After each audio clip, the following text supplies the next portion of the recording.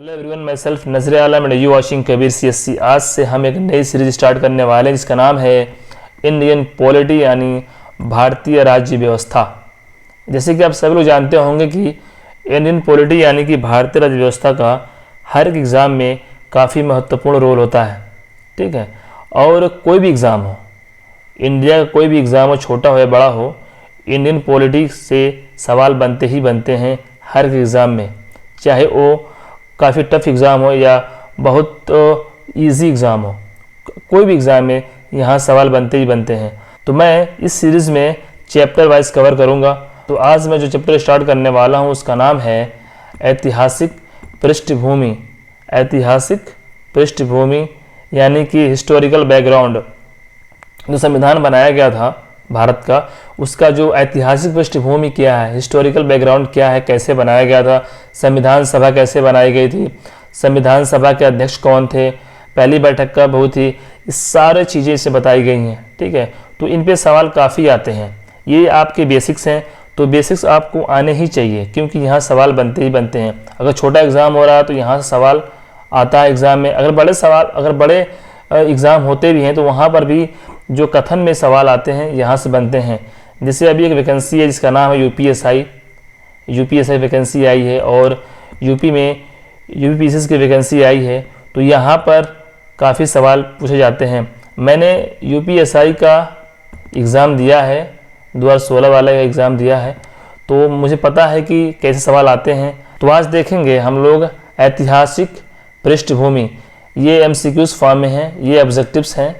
तो आप लोगों के सामने 4 ऑप्शंस आएंगे और आपको बताया जाएगा एक्सप्लेन करके कि कौन सा वहाँ पर सही है। ठीक है, काफ़ी डिटेल से बताया जाएगा आप लोगों को। तो ये इसका पहला पार्ट है। और भी सारे पार्ट्स आएंगे। जो ऐतिहासिक पृष्ठभूमि है इसके अंतर्गत बहुत सारे पार्ट्स आएंगे और आगे भी पार्ट्स आते जाएंगे और हम इसको चैप्टर वाइज कवर करेंगे। ठीक है, तो चलिए शुरू करते हैं आज का वीडियो और देखते हैं कि कौन कौन से सवाल हैं। ये जो सवाल लिए गए हैं ये काफ़ी महत्वपूर्ण है और जो सवाल MCQs बनाए गए हैं ये पिछले पिछले ईयर्स में किसी न किसी एग्ज़ाम में पूछे गए हैं, उन MCQs को लेकर मैं आया हूँ। तो चलिए शुरू करते हैं। तो आज का पहला सवाल ये है कि निम्नलिखित में से किस देश के अलिखित संविधान हैं? निम्नलिखित में से किस देश का अलिखित संविधान है? ये आपके पास ऑप्शंस है, पाकिस्तान के, यूके के, अमेरिका के या भारत के। आपको बताना है।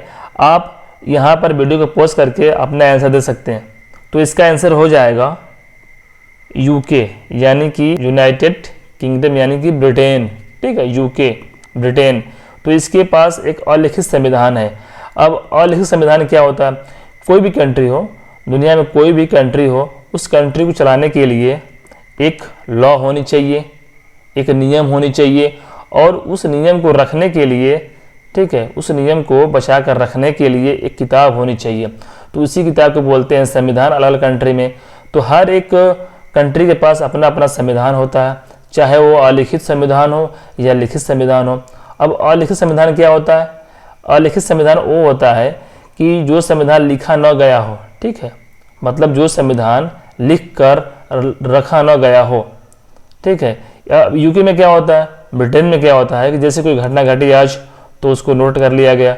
ठीक है, इस पे जो फैसला आता है इसको नोट कर लेते हैं, फिर अगले दिन कोई अलग फैसला आया तो उसको भी नोट कर लेते हैं। तो इनके पास एक पूरी लाइब्रेरी तरह होती है, बुक नहीं है एक सिंगल सी बुक जो हमारा भारत संविधान है वैसे कोई बुक नहीं है। यहाँ पर पूरी लाइब्रेरी पड़ी है, जैसे जैसे जो घटना घटती हैं वैसे वैसे वहाँ पर लिखा जाता है संविधान को। तो इसे बोलते हैं अलिखित संविधान, क्योंकि इनके पास कोई एक स्पेशल बुक नहीं है लिखी हुई जैसे भारत के पास है। तो पाकिस्तान के पास एक लिखित संविधान है, अमेरिका के पास भी एक लिखित संविधान है और भारत के पास भी एक लिखित संविधान है। जो अगर सवाल ये बने कि पूरी दुनिया में सबसे पहला लिखित संविधान किस कंट्री का था, किस देश का था, तो आंसर हो जाएगा अमेरिका। तो ये भी सवाल बन सकता है कि सबसे पुराना लिखित संविधान किसका है, तो ये है अमेरिका का। ठीक है, क्लियर। आगे देखते हैं कि जिस संविधान सभा द्वारा भारत के संविधान का अधिनियमन किया गया उसके मेंबर कौन थे? इसका मतलब ये हुआ कि जो संविधान सभा बनाई गई थी संविधान बनाने के लिए क्या हुआ था कि जब भारत संविधान बनने वाला था तो उससे पहले एक संविधान सभा बनाई गई थी। एक संविधान सभा बनाई गई थी और इस संविधान सभा में हर प्रांतों से, हर राज्यों से एक एक रिप्रेजेंटेटिव यानी कि प्रतिनिधित्व चुने गए थे यहाँ पर लाने के लिए। ठीक है, जैसे 296 सीट थी और 296 सीटों से यहाँ पर मेंबर आए थे संविधान सभा में। ठीक है, अब उन संविधान सभाओं में से कुछ चूज किए गए थे जो संविधान सभा के स्पेशल मेंबर थे। ठीक है, जब भी संविधान बनाया गया था तो संविधान सभा गठन किया गया था, वहाँ पर मेंबर आए थे। तो वही जो मेंबर आए थे वो कहाँ से आए थे? ठीक है, तो इसका आंसर हो जाएगा आपका कि विभिन्न प्रांतों की विधानसभाओं द्वारा निर्वाचित, विभिन्न प्रांतों की विधानसभाओं द्वारा निर्वाचित जो भी प्रांत थे, जो ब्रिटिश प्रांत थे भारत में उस टाइम, तो वहाँ से जो मेंबर चुने गए थे उनका इलेक्शन हुआ था, वो चूज करके संविधान सभा में आए थे संविधान बनाने के लिए। तो सवाल ये भी आता है कि जो संविधान सभा बनाई गई थी इसमें कुल कितने मेंबर थे? इसमें कुल में कितने मेंबर थे? तो इसमें कुल 389 मेंबर थे, 389 मेंबर थे, जिनमें से जो 292 थे, 292 ये ब्रिटिश प्रांतों से आए थे और जो 4 मेंबर थे वो चीफ कमिश्नर क्षेत्रों से आए थे और 93 जो मेंबर थे ये देशी रियासतों से आए थे।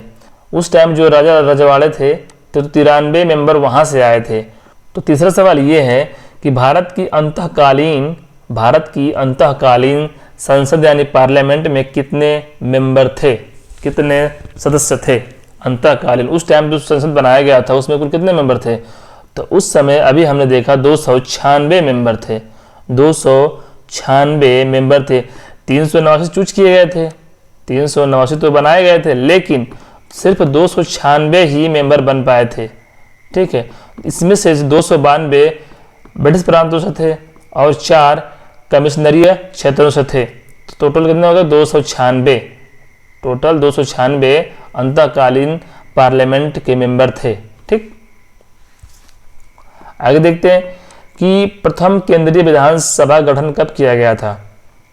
जो पहला केंद्रीय विधानसभा का गठन कब किया गया था? तो इसका आंसर हो जाएगा आपका 1921 को प्रथम केंद्रीय विधानसभा गठन किया गया था। ठीक है, क्या हुआ था कि इसका गठन जो किया गया था 1921 में, वो किया गया था भारत सरकार अधिनियम 1919 के अंतर्गत, भारत सरकार अधिनियम 1919 के अंतर्गत इस विधानसभा का गठन किया गया था 1921 में। ठीक है, और यह सवाल बनता है कि जो विधानसभा गठन किया गया था इसके प्रथम अध्यक्ष कौन थे? जो उस टाइम विधानसभा गठन किया गया था उस टाइम के इसके अध्यक्ष कौन थे? इसके प्रेसिडेंट या अध्यक्ष कौन थे? तो इसका आंसर हो जाएगा फ्रेडरिक वाइट। कौन था? Frederick White. आगे देखते हैं, भारत की संविधान सभा किसके कहने पर बनाई गई थी? भारत की संविधान सभा किसके कहने बनाई गई थी? तो इसका आंसर हो जाएगा आपका कैबिनेट मिशन के कहने पर संविधान सभा बनाया गया था। ठीक है, इसमें क्या हुआ था कि जो कैबिनेट मिशन है, सुझाव दिया गया था 1946 में कि संविधान सभा बनाई जाएगी, तो इसी कहने पर संविधान सभा का निर्माण किया गया था। आगे देखते हैं कि भारत के संविधान सभा के अध्यक्ष कौन थे? ये काफी महत्वपूर्ण सवाल है, ये हर एग्जाम में आता है कहीं ना कहीं। ठीक है, कि भारत के संविधान सभा के अध्यक्ष कौन थे? लोग यहाँ पर गलती भी करते हैं। 2 सवाल यहाँ से बनता है कि भारत के संविधान सभा के अस्थायी अध्यक्ष कौन थे? अगर अस्थायी की बात करेगा कि अस्थायी अध्यक्ष कौन थे, तो वो थे आपके सच्चिदानंद सिन्हा। लेकिन सवाल ये बन रहा है यहाँ पे कि भारत के संविधान सभा के अध्यक्ष कौन थे? अस्थायी नहीं, अस्थायी अध्यक्ष कौन थे? तो ये थे डॉक्टर राजेंद्र प्रसाद। भारत के प्रथम राष्ट्रपति डॉक्टर राजेंद्र प्रसाद भारत के संविधान सभा के प्रथम अध्यक्ष थे। अब क्या हुआ था कि 9 दिसंबर 1946 को पहली बैठक हुई थी। 9 दिसंबर 1946 को पहली बैठक हुई थी। तो उस दिन एक अस्थायी अध्यक्ष बनाया गया था। किनको बनाया गया था? तो उनका नाम था सच्चिदानंद सिन्हा। सच्चिदानंद सिन्हा उनको अस्थायी अध्यक्ष बनाया गया था। लेकिन 11 दिसंबर 2 दिन बाद 1946 को एक अस्थायी अध्यक्ष बनाया गया था वोट करके। अस्थायी अध्यक्ष बनाया गया था वोट करके, जिनका नाम था डॉक्टर राजेंद्र प्रसाद। ठीक है, क्लियर। नेक्स्ट ये है कि संविधान के अंतर्गत भारतीय लोकतंत्र के आदर्शों को हम कहाँ देख सकते हैं? संविधान के अंतर्गत भारतीय जो लोकतंत्र है इनके आदर्शों को हम कहाँ देख सकते हैं? ठीक है, तो इसका आंसर हो जाएगा प्रस्तावना। प्रियम्बल यानी कि प्रस्तावना में हम देख सकते हैं भारतीय लोकतंत्र के आदर्शों को। अगर आपके पास संविधान की कोई किताब होगी तो आप वहाँ पर प्रस्तावना पढ़ सकते हैं। उसी में आपको जो पूरा व्यू है मिल जाएगा कि संविधान हमारा भारत कैसा है। ठीक है, उसी एक पेज मिल जाएगा। उसी को बोलते हैं प्रियम्बल यानी कि प्रस्तावना। प्रियम्बल यानी कि प्रस्तावना। प्रस्तावना जो है, प्रस्तावना के माध्यम से ही भारतीय संविधान का जो सार है, जो अपेक्षाएं हैं, जो उसका उद्देश्य है या उसका जो लक्ष्य है तथा दर्शन जो है वहाँ से प्रकट होता है। ठीक है, वहीं से हम समझ सकते हैं कि हमारा भारत का संविधान कैसा है। ठीक है, तो ये है प्रस्तावना। और यहाँ पर आपको दिखाई दे रहा है भाग 1। तो हम लोग आगे पढ़ेंगे कि भाग 1 में क्या दिया गया है, भाग 3 में क्या दिया गया है, भाग 4 में क्या दिया गया है। तो हम लोग आगे पढ़ेंगे अगले चैप्टर्स में। ठीक है, आगे है कि संविधान की प्रस्तावना में भारत को, संविधान जो प्रस्तावना है में भारत को निम्नलिखित में से किस रूप में घोषित या डिक्लेयर किया गया है? ठीक है, जो प्रस्तावना बनाया गया है संविधान का, इसके अंतर्गत भारत को किस रूप में डिक्लेयर किया गया है? तो अगर आप प्रस्तावना है आपके पास है, पढ़ेंगे नेट पे जाके गूगल करके, तो वहाँ पे आपको पहले पेज पे ही दिखाई देगा प्रस्तावना। तो आप उसे पढ़ सकते हैं कि कौन कौन से जो शब्द दिए गए हैं। ये सवाल आता है कि आप सही तरीके से अरेंज करें उस अक्षरों को, उस शब्द को जो प्रस्तावना में लिखे गए हैं। ठीक है, तो इसका आंसर हो जाएगा आपका कि एक प्रभुता संपन्न, समाजवादी, पथ निरपेक्ष, लोकतांत्रिक गणराज्य। ठीक ऐसे ही आपको याद करना है, न आगे न पीछे, क्योंकि एग्जाम में आता है कि आप इसे अरेंज करें, आप इसे अरेंज करें कि प्रस्तावना में कैसे लिखा गया। तो सबसे पहले लिखा गया है कि एक प्रभु सत्ता संपन्न यानी कि सवर्णटी, ठीक, समाजवादी, सोशलिस्ट, पंथनिरपेक्ष, लोकतांत्रिक गणराज्य, डेमोक्रेटिक रिपब्लिक। ठीक है, तो आपको ऐसे ही याद करना है कि भारत पूर्ण रूप से संप्रभु लोकतांत्रिक गणराज्य कब बना। अब इसका मतलब क्या हुआ? संप्रभु का मतलब क्या? लोकतांत्रिक पता है कि रिपब्लिक होता है। ठीक है, अब संप्रभु में क्या होता है? इसको बोलते हैं इंग्लिश में सुवर्ण। ठीक है, स्वर्ण बोलते हैं। इसका मतलब ये होता है कि जो हमारा देश है, हम कोई भी लॉ बना रहे हैं या कोई भी कार्य कर रहे हैं तो इसमें किसी दूसरे देश का भागीदारी न हो, दूसरे देश का दबाव न हो। हम खुद से ये लॉ, संविधान बनाए अपने देश में, किसी दूसरे कंट्री के अंडरफेयर न हो। इसे हम बोलते हैं संप्रभु। तो भारत पूर्ण रूप से संप्रभु लोकतांत्रिक गणराज्य कब बना या गणतंत्र कब बना? तो इसका आंसर हो जाएगा आपका 26 नवंबर 1949। 26 नवंबर 1949। तो 26 नवंबर 1949 को भारत पूर्ण संप्रभु लोकतांत्रिक गणराज्य बना, क्योंकि उस दिन संविधान जो सभा है उसके द्वारा संविधान को उद्देशिका जो बनाए गए थे प्रस्तावना, उसको अंगीकृत किया गया था, अधिनियमित किया गया था और आत्मसमर्पित किया गया था। ये वर्ड सुना आप लोगों ने? अंगीकृत किया गया था, अधिनियमित किया गया था और आत्मसमर्पित किया गया था। आप ये तीनों वर्ड याद रख सकते हैं। एग्जाम में घुमा कर पूछता है कि भारत का संविधान किस दिन अंगीकृत किया गया था? तो 26 नवंबर 1949। सवाल ऐसे भी आता है कि भारत का संविधान किस दिन या किस तारीख को अधिनियमित किया गया था? तो 26 नवंबर 1949 को। ऐसे ही पूछ सकता है कि भारत का संविधान किस दिन आत्मसमर्पित या आत्मार्पित किया गया था, आत्मसमर्पित किया गया था? तो ये था 26 नवंबर 1949 को ही। ठीक है, लेकिन अगर सवाल ये बने कि भारत का संविधान किस दिन अपनाया गया था, एक्सेप्ट किया गया था, तो ये आंसर हो जाएगा 26 जनवरी 1950। 26 जनवरी 1950 को संविधान को अपनाया गया था, यानी कि लागू किया गया था, लागू किया गया था 26 जनवरी 1950 को। लेकिन अंगीकृत पूछे, अधिनियमित पूछे और आत्मार्पित पूछे तो आप मारेंगे 26 नवंबर 1949। ठीक है। नेक्स्ट है, संविधान की उद्देशिका या प्रस्तावना का संशोधन कितनी बार किया गया? ये सवाल काफ़ी बार आ चुका है, ये सवाल काफ़ी बार एसएससी में, यूपी पीसीएस में, यूपीएसआई में, यूपी पुलिस के एग्जाम में काफ़ी बार ये पूछा जा चुका है कि संविधान की उद्देशिका या प्रस्तावना का संशोधन कितनी बार किया गया है? तो ऑप्शन है 3 बार, 2 बार, 1 बार या इन कितनी बार भी नहीं, या संशोधन ही नहीं किया गया। तो इसका आंसर हो जाएगा 1 बार। सिर्फ 1 बार ही भारत की उद्देशिका यानी कि प्रियम्बल या प्रस्तावना में संशोधन किया गया है। ठीक है, कब किया गया था? सवाल ये भी आता है कि कब किया गया था। तो ये किया गया था 42वें संविधान संशोधन 1976। 42वें संविधान संशोधन 1976 में पहली बार इसमें संशोधन किया गया था और इसके अंतर्गत 3 शब्द जोड़े गए थे।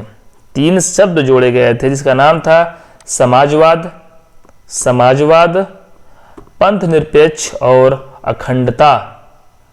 ठीक है, समाजवाद, पंथ निरपेक्ष और अखंडता, ये 3 शब्द जोड़े गए हैं और एग्जाम में आता है कि हमारे संविधान की प्रस्तावना प्रियम्बल में उल्लेख नहीं है। हमारा जो संविधान है उसकी जो प्रस्तावना है आप गूगल करके देख सकते हैं और उसे पढ़ सकते हैं, उसमें कौन कौन से शब्द लिखे गए हैं, सवाल वहाँ से आते हैं। आप लोग सवाल को देखिए, आप समझ जाएंगे कि हमारे संविधान की प्रस्तावना में किस शब्द का उल्लेख नहीं है। तो न्याय क्या है, ठीक, भ्रातृत्व भाईचारा का है, प्रतिष्ठा समानता का है, ठीक है, वयस्क मताधिकार का नहीं है। वयस्क मताधिकार शब्द का उल्लेख यहाँ पर नहीं किया गया है। न्याय का किया गया है, भाईचारा किया गया है, समानता का किया गया है, लेकिन वयस्क मताधिकार का उल्लेख नहीं किया गया है। ये आपका आंसर हो जाएगा। ठीक है, कि भारत के संविधान में संघीय शब्द का प्रयोग कहाँ पर हुआ है? ये सवाल बहुत लोग गलती करते हैं, काफ़ी कन्फ्यूजन सवाल है कि भारत में संविधान या भारत जो संविधान है वहाँ पर संघीय शब्द का प्रयोग कहाँ पर हुआ है? संघीय शब्द, ध्यान से करिएगा, इसको गलती कर सकते हैं आप लोग। संघीय शब्द का प्रयोग कहाँ पर हुआ है? प्रस्तावना में हुआ है, या भाग 3 में हुआ है, या अनुच्छेद 368 में हुआ है, या संविधान में कहीं भी नहीं हुआ है। तो इसका आंसर हो जाएगा संविधान में कहीं पर भी संघीय शब्द का प्रयोग नहीं किया गया है। ठीक है, संविधान में कहीं पर भी संघीय शब्द का प्रयोग नहीं किया गया है, यानी कि फेडरेशंस का प्रयोग, संघीय शब्द का प्रयोग कहीं नहीं किया गया है। ठीक है, इसके स्थान पर क्या हुआ था? इसके स्थान पर जो अनुच्छेद 1 है, इसके स्थान पर अनुच्छेद 1 में ये लिखा गया है कि भारत जो है वह राज्यों का संघ होगा, भारत राज्यों का संघ होगा। ये शब्द अनुच्छेद 1 में लिखा गया, लेकिन संघीय शब्द का प्रयोग संविधान में कहीं पर भी नहीं किया गया है। आगे देखते हैं कि भारत के संविधान में भारत को किस रूप में वर्णित किया गया है? भारत के संविधान में भारत को किस रूप में वर्णित किया गया है? ठीक है, आंसर इसका हो जाएगा आपका राज्यों का संघ। राज्यों का संघ कहाँ पे दिया गया? अनुच्छेद 1 में। अनुच्छेद 1 में दिया गया है भारत राज्यों का संघ है। ठीक है, सवाल आता है एग्जाम में, काफ़ी महत्वपूर्ण सवाल है। आप इसे याद कर सकते हैं कि राज्यों का संघ कहाँ पर दिया गया है, अनुच्छेद 1 में दिया गया है। आप ऐसे ही अनुच्छेद याद कर लेंगे, आपको मालूम भी नहीं चलेगा। धीरे धीरे अगर आप बैठते हैं अनुच्छेद याद करने के लिए, आप भूल जाएंगे, लेकिन अगर आप ऑब्जेक्टिव सवाल लगाते हैं तो धीरे धीरे आपको अनुच्छेद याद हो जाएंगे और आप जान भी नहीं पाएंगे इस चीज़ को। ठीक है, आगे देखते हैं कि संविधान के अनुच्छेद 1 में भारत को क्या कहा गया है। देख लीजिए, ये सवाल आया एग्जाम में कि संविधान के अनुच्छेद 1 में भारत को क्या कहा गया है, बताइए आप लोग। तो इसका आंसर हो जाएगा राज्यों का संघ। अभी देखा हम लोगों ने, राज्यों का संघ भारत को कहा गया है। अगला सवाल ये है, भारत में कितने राज्य हैं और कितने संघ राज्य क्षेत्र हैं। भारत में कितने राज्य हैं और कितने केंद्र शासित राज्य हैं। ठीक है, ये बहुत लोग गलती भी कर सकते हैं। ठीक है, तो इस समय भारत में टोटल 28 राज्य हैं और 8 केंद्र शासित राज्य हैं। 28 राज्य हैं और 8 केंद्र शासित राज्य हैं। क्यों?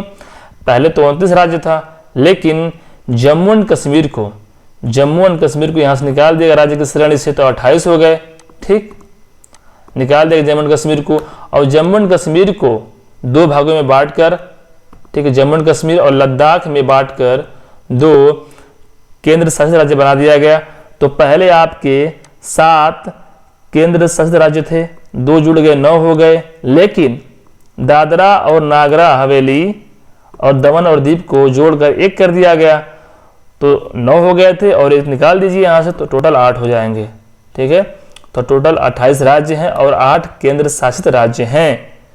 ठीक है, तो ये रहे आपके 15 ऐतिहासिक पृष्ठभूमि के चैप्टर से महत्वपूर्ण सवाल। इसके और भी सवाल आगे आएंगे आपके सामने, से कई 5-6 इसके जो पार्ट से बनाए जाएंगे। मेरा ये मानना है कि कम से कम आप एक बार में पढ़िए और उतनी ही चीज़ को आप दोहराइए बार बार, ताकि आपको याद हो जाए। ठीक है, तो इसके 5-6 पार्ट्स आएंगे। मेरे ख्याल से 50 से 60 सवाल हैं ऐतिहासिक पृष्ठभूमि पर, तो वहाँ से काफ़ी सवाल आते हैं। तो वो 50-60 सवाल हैं जो आपको आगे देखने को मिलेंगे। ये 15 हुआ है, इसके मेरे ख्याल से 4 पार्ट्स आएंगे, 4 पार्ट आएंगे, और ये काफ़ी महत्वपूर्ण सवाल हैं जो आपके लिए एग्ज़ाम में काफ़ी लाभदायक होंगे और आप आसानी से सवालों कर पाएंगे। तो आशा करता हूँ ये वीडियो अच्छा लगा होगा। अगर अच्छा लगा तो आपने दोस्तों को शेयर करिए, उनको बताइए कि यहाँ पर क्लास चल रही है। अगर अभी तक आपने हमारे चैनल को सब्सक्राइब नहीं किया है तो सब्सक्राइब कर लीजिए, और बेल आइकन को प्रेस करके ऑल पर क्लिक कर लीजिए, ऑल पर क्लिक कर लीजिए, ताकि आपको आने वाले वीडियोस को नोटिफिकेशन मिल जाए और आप आसानी से देख सकें। धन्यवाद।